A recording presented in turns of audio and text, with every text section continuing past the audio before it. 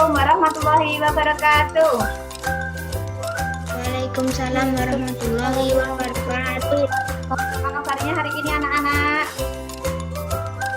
Baik. Ya. Sebelum kita mulai pembelajaran hari ini, mari kita berdoa terlebih dahulu. Silakan Mbak Citra dipimpin untuk berdoa.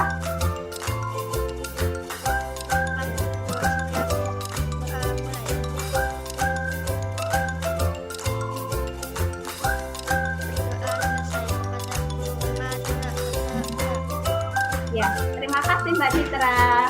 Hari ini kita akan belajar tentang panas dan perpindahannya. Subtema 2, perpindahan kalor di sekitar kita, pembelajaran yang kedua ya. Nah, pada masa pandemi ini kita harus ingat 3M ya, memakai masker, menjaga jarak, dan mencuci tangan. Ada Pancasila. 1, 2, 3. Garuda Pancasila, langkahmu patriot proklamasi, sedia berkorban untukmu. Pancasila dasar negara, rakyat adil makmur sentosa, di bangsaku. Ayo maju, Ayo maju, ayo maju, ayo maju, ayo maju, ayo maju. maju. Dan masih ingat ya, kemarin kita sudah belajar tentang perpindahan panas secara konveksi, melakukan percobaan tentang konsep perpindahan kalor secara konveksi, kemudian menyampaikan hasil perpindahan panas secara konveksi.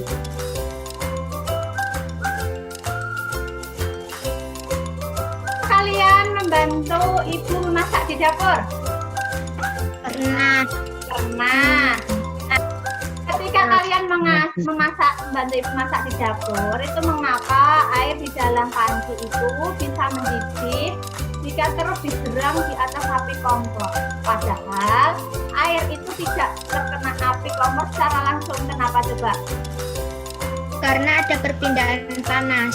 Ya, ketika air dipanaskan, bagian bawahnya kan ternyata air pada bagian atas itu juga ikut panas sampai mendidih.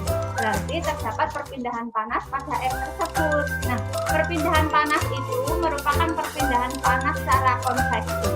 Konveksi merupakan perpindahan panas pada suatu zat yang disertai perpindahan partikel-partikel zat.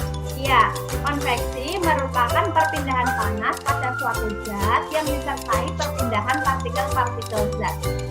Itu merupakan pengertian dari perpindahan panas secara konveksi. Siapa yang mau membantu Bu Guru untuk membacakan teks perpindahan panas atau kalor secara konveksi? Saya, Bu. Ya, yuk, yang pertama. Silahkan Mbak Farah. Perpindahan kalor secara konveksi ialah perpindahan kalor yang disertai dengan perpindahan zat perantaranya.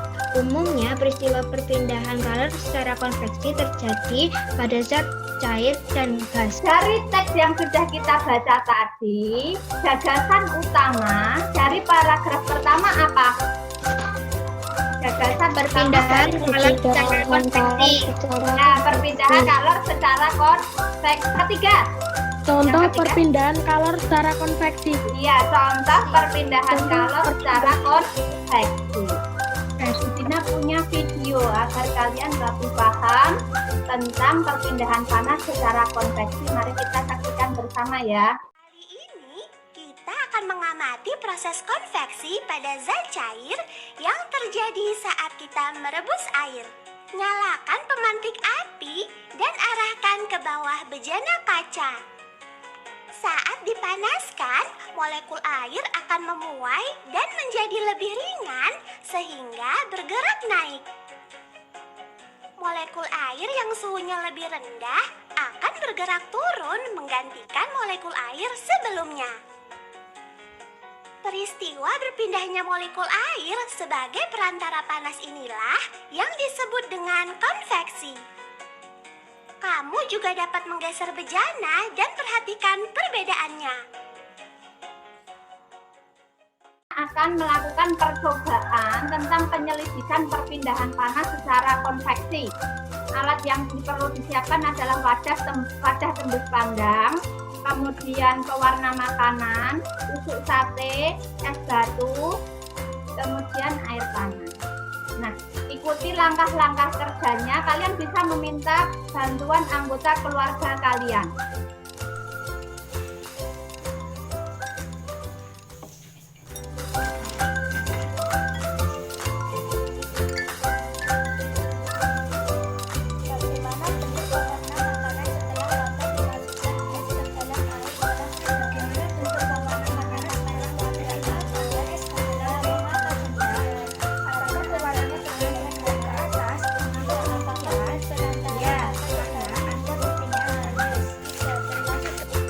Bagaimana bentuk pewarna makanan setelah dimasukkan es ke dalam air dalam wadah? Apa pewarna makanan bergerak ke atas? Mengapa demikian? Pewarnanya bergerak ke atas tidak? Ya. Ya. Kenapa? Pindahan panas. Iya, karena adanya perpindahan panas.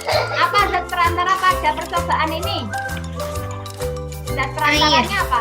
Iya, air. Nah, termasuk peristiwa apakah perpindahan panas ini? Konveksi. Konveksi. Kenapa? Nah, kesimpulan dari kegiatan percobaan itu apa, Nak? Perpindahan panas secara konveksi adalah perpindahan panas yang disertai perpindahan partikel-partikel zat. Oh iya. Terima kasih, anak-anak hebat cerdas semuanya. Yang kedua, silakan Farah.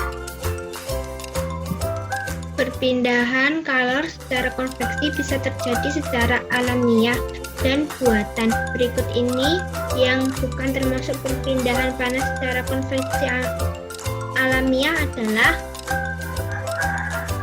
perpindahan Yang mana? melalui styrofoam. Oh iya, perpindahan asap melalui styrofoam. Coba kita lihat.